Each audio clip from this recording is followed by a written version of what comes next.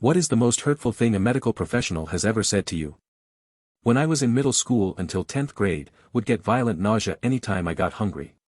It felt like my stomach was on fire, and I would miss a lot of school from feeling like shit, although I was a good student and wasn't falling behind in any way. After a lot of fighting with my mother who accused me of exaggerating, she agrees to take me to a gastroenterologist to be checked out. Before agreeing to do an endoscopy, the gastro accused me of exaggerating because I was a teen girl and that's just apparently what young women do. He suggested I was just making up these symptoms for attention, and then asked me point blank if I was lying about my pain level to skip school and suggested I had a mental health issue I was trying to cover for.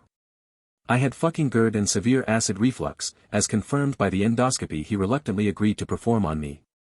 Instead of letting it go, the gastro made a point of angrily telling me that I had the stomach of a 80-year-old man and must have been intentionally eating in a way to fuck up my stomach.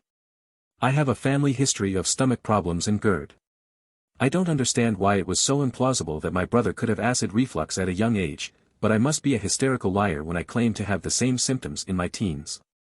When I was about 4 I got diagnosed with child asthma. Doctor told my mum it was her fault because she decided to have a child despite having asthma herself.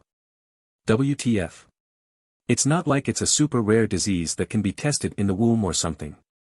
And anyways neither of my parents have it and yet I've got dumbass lungs myself, comma.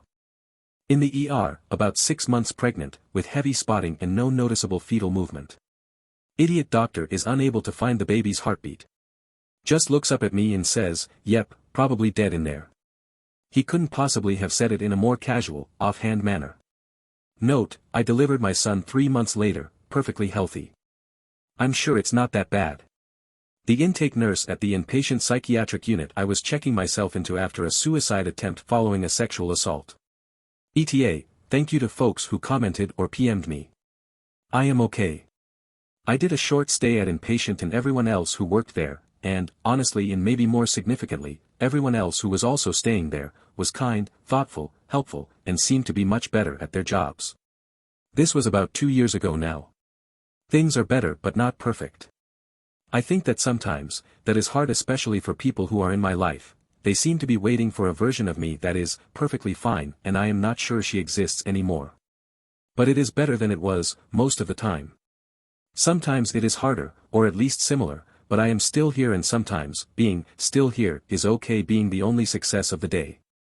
I have my work, I have my son, I have my circle of people who really stuck by me, and that's a lot to hold on to. Different kind of doctor, but a dentist, after poking that sharp piece of steel into my not dead yet gums. Oh come on, it doesn't hurt that much, after I jumped and said, ow. I looked at him, got up and walked out.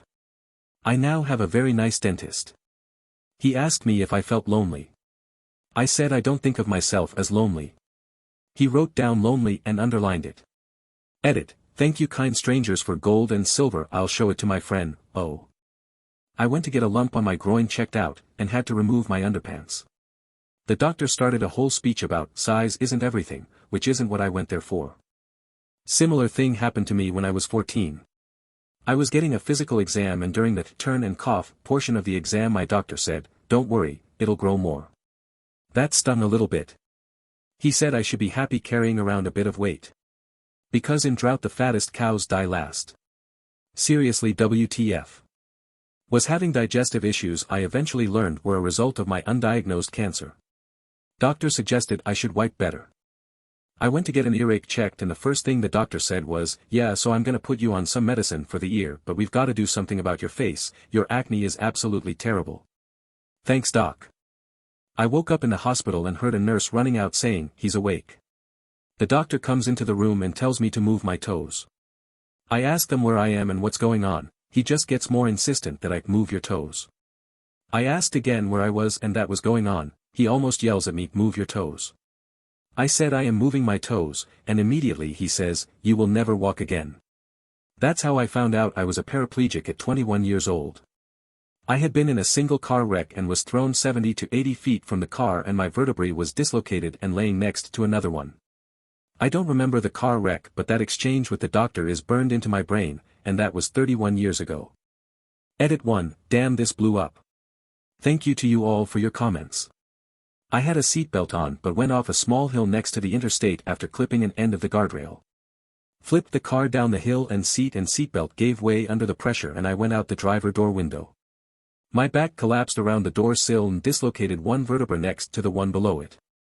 I'm a big guy 6 feet 4 inches and 235 at the time and the force was too much for the seat structure.